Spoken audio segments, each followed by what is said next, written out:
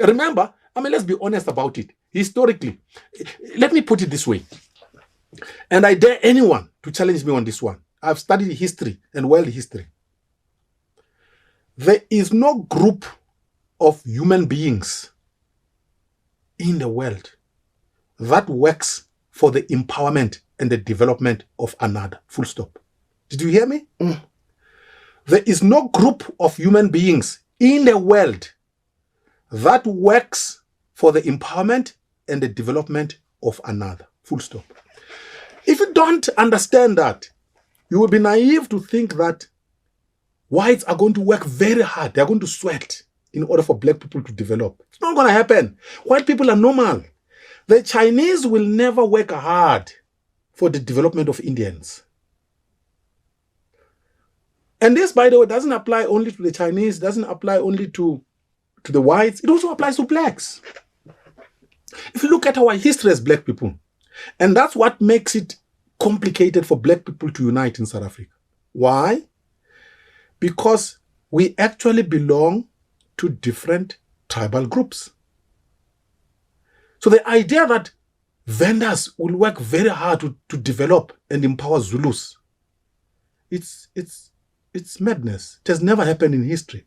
Or that Tswanas are going to work very hard to develop and empower Shangans. It doesn't work that way in history. So keep that in mind.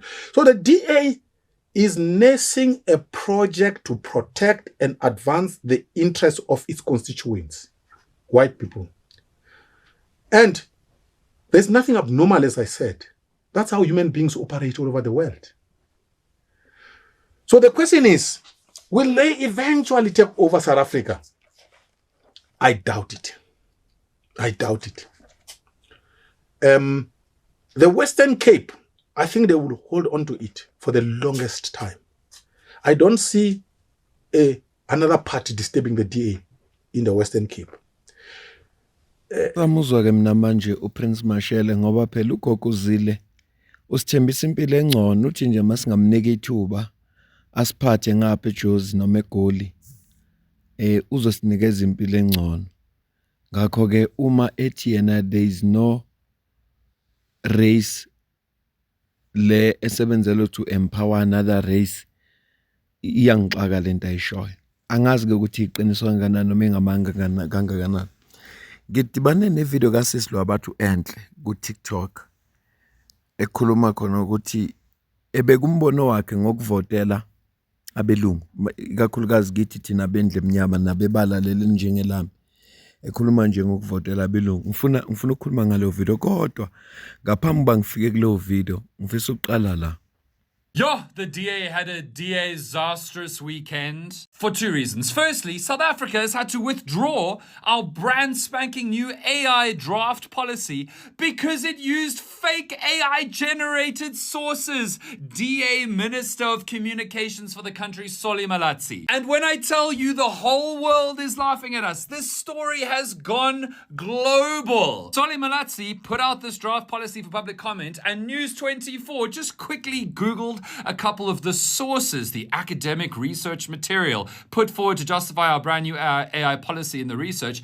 And it turns out many of them were from journals that don't exist, academics that don't exist, or from journals, but the quotes attributed to those journals were never in those journals. Those journals never had those quotes or data or claims in them. If you got caught using fake, made-up AI hallucinations in university, it would be a permanent stain on your record. You would be in danger of never working in your field if you were studying to be a lawyer, and you'd probably never be able to get further in your academic career. And then we found out that 1.6 billion rand has been assigned to 19 different companies to provide school textbooks to school learners in South Africa, over 13 million of them. And one of the companies that got the most of all money, 285 million to themselves, was registered as a company 3 days after the contract specs were issued and has no history, obviously, it's brand new, in publishing textbooks at all. Now, the DA's basic education minister, Siviwe Gwarube, has turned to Treasury to get advice and guidance on procurement compliance. But as the DA always rightly says about ANC ministers in charge of departments where great evils and corruption has taken place, the buck stops with you, minister. It's your department. Even if you weren't directly involved, you are in charge and responsible for a department department, and if your department has the potential for this level of irregularity, these are obviously disasters for the DA. Siviwe Kwagube and Solly Malatsi are both deputy federal chairpersons just elected of the whole Democratic Alliance. They are both supposed to be ministers who, through good governance work, are showing South Africa that the DA within the GNU governs better than the ANC does. This is the DA's whole thing, particularly going into a local government election coming, to say our ministers are not like the ANC ministers. Now, I'm obviously not saying that these two disasters are as bad as the years, decades, multiple dozens of ANC ministers with all of that wrongdoing, all of that corruption, all of that bad governance. It's not as bad as those, but it is very bad for the DA's messaging. All the other parties can go, you say you're better than us at good governance, but what's this? What's this? Ebo. Ushukuthi ba-awade ikhampani enga-exist itenda 285 million rand. Ikhampani enga-exist. Ngoba phela ikhampani iregister ne-CIPC 3 days after seyitholile ikhampani. Hayibo kanti kwenzakalani la emhlabeni esiphila kuwo wase South Africa? Ngithe mina ngifuna ukusho lutho ngoba ngisaxakwe nje into esho Prince Marshall. Ngoba phela ugogo uZille usithembisa impilo engcono through iDA. Manje ngiyaxakeka uma ngabe kuvela izinto ezinje. Ngithe ngisabheka le video ngaphinde ngadibana nenye futhi ngicela ubone la. It's rather too coincidental that I don't know if you all heard that the Department of Basic Education received 95 million rand from the European Union. The European Union on Monday committed about 95.7 million rand toward a national program, and then they flirt with us with a politically correct narrative. And then finally doing this. Like, what is going on? What is going on? First the money, and then the changes in the history curriculum, and then the awarding of the tender. So this company is going to be printing out these new history textbooks? Yeah. Angizokusho lutho. Akukho nje ngizokukhuluma. Ngoba angisazi ngale story kahle. Kodwa ngisadumazwe ukuthi ikhampani lebinga existing esikhathini nikezwe ithenda. Lokho nje okusangidumazile. Nanokuthi kanti iDA ikhona corruption nala kuphethe khona iDA.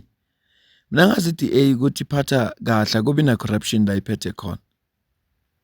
Before I talk about this textbook scandal, let me remind you of something. In 2022, the DA, this is from their website, they wrote to the FBI, the Federal Bureau of Investigations, regarding Phala Phala in 2022. Come 2024 elections, and now that same DA is in a coalition with the ANC, and they say they're not going to support a vote of no confidence in Ramaphosa regarding Phala Phala. The same party that called the FBI on him said they're not going to vote for his impeachment. Why am I saying this? Because media houses like News 24 are now trying to compare this textbook scandal with something that happened in the ANC. But I want you to remember that these two parties will protect each other to stay in power. Doesn't matter what they did.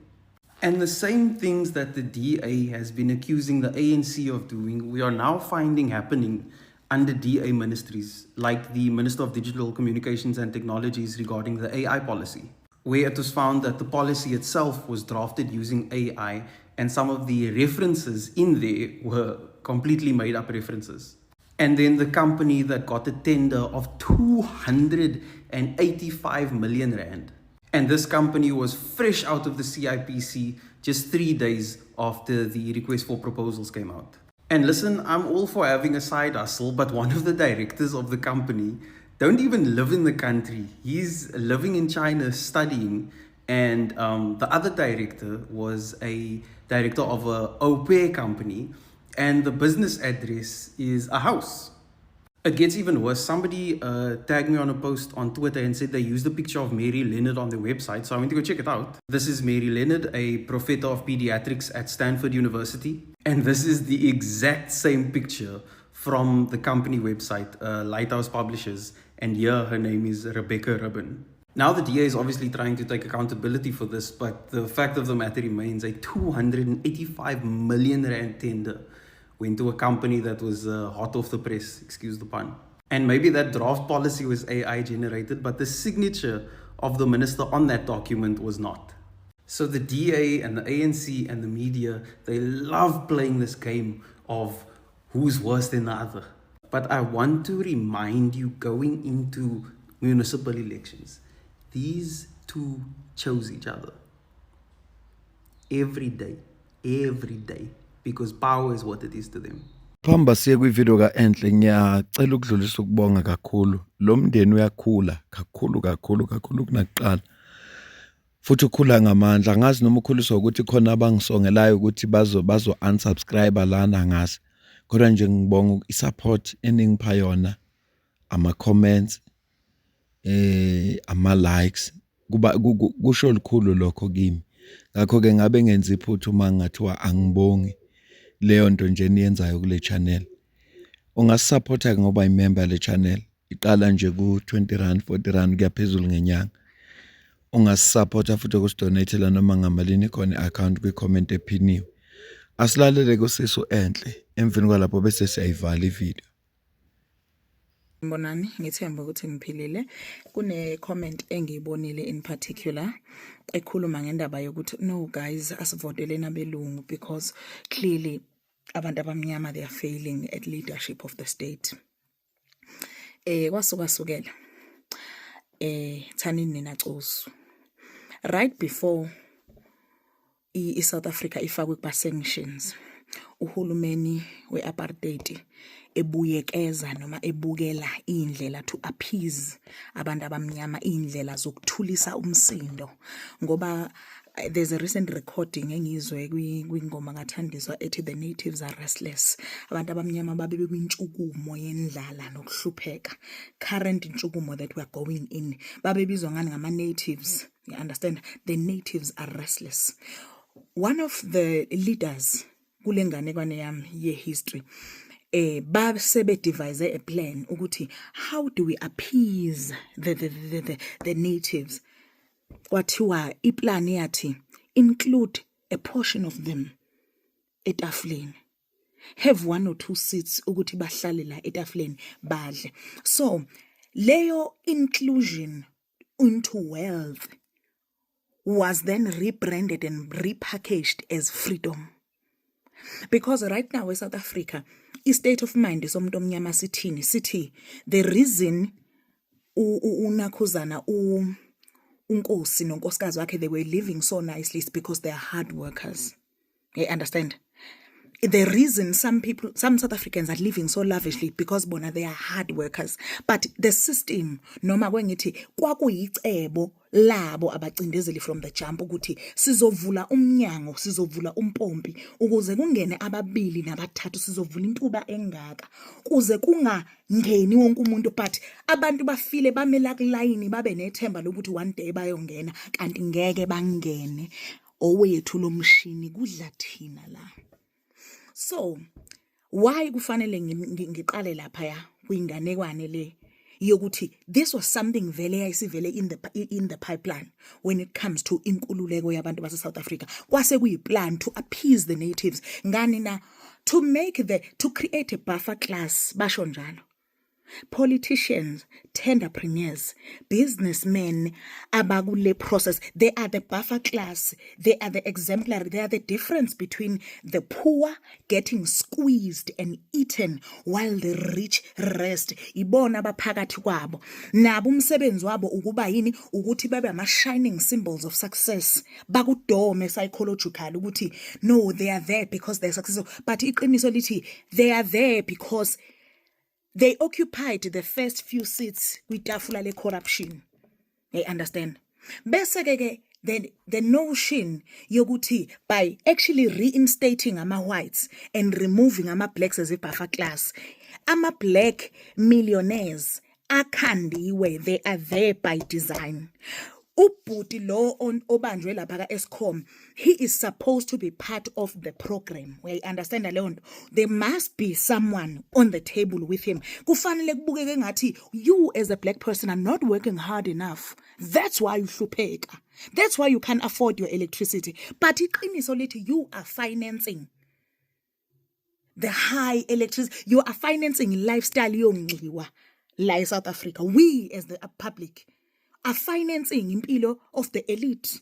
Ngokuthini, they control the laws, they control the legislation, they control policies, they have the power to take us through hell. They manipulate the rand, they manipulate the prices, they manipulate the oil, they manipulate politics, they manipulate everything. Yonke into iphethwe yibo. Asina choice ukuze sidansele ini isiginci sabo. And even the blacks ababekiwe lana, they are just a buffer class. Bayinto yokusidoma ukuthi, oh, maybe I'm not working hard enough, maybe I'm not educated enough, but the glasses and the facade is falling. Odokotela basebenzi, which is like the pinnacle of education. But I digress. Ipoint ebengifuna ukuya kulo ileli lokuthi, why is it ukuthi voting for whites or putting abelungu in power will not work for you? They understand it? Because the blacks who are in power, it is by design. Ba ama shock absorber from your rage and fury. Vele fanele rage and fury. Sithi yabona nje right now unkosi uyi-shock absorber yani ye-corruption yase-Eskom. Indoda le ekhala ephethizwe izothi administration yami iyasebenza, naba abantu abenza inkohlakalo babanjiwe. Lapho kubolile. Name one mlungu wake wa-implicatewa kulezi zinto zaka-Eskom. Into kufanele ni-understande laphaya ukuthi leli qatha eliwu-Eskom bebekade belifuna, kade belizingela, befuna futhi ukulenza lento eseyenzekalile namuhla. They understand leyo nto. They've been wanting it. Uyabona njengoba lokhu kuresign ama-CEO, isihlalo siyashisa. Uthi afika u-CEO ebehlala kuso isihlalo, afike kuthiwa sayina la wendoda. Athi uyanqaba kuthiwa uzazi yini lo. Obani ka benza lokho? Ilaba abangabonakali, ilaba abangabanjwa, ilaba abangatrained, ilaba abangangeni kwi-media. Banjani umbala? Bambala muni labo? People underestimate izinto ezenzakala lapha. In fact, people abantu abayi-understand South Africa ukuthi le genge yayinikhahlela nge-apartheid. Abantwana babo bayaphila, their legacies, and they are protecting their legacy, and they are the beneficiaries of all this destruction.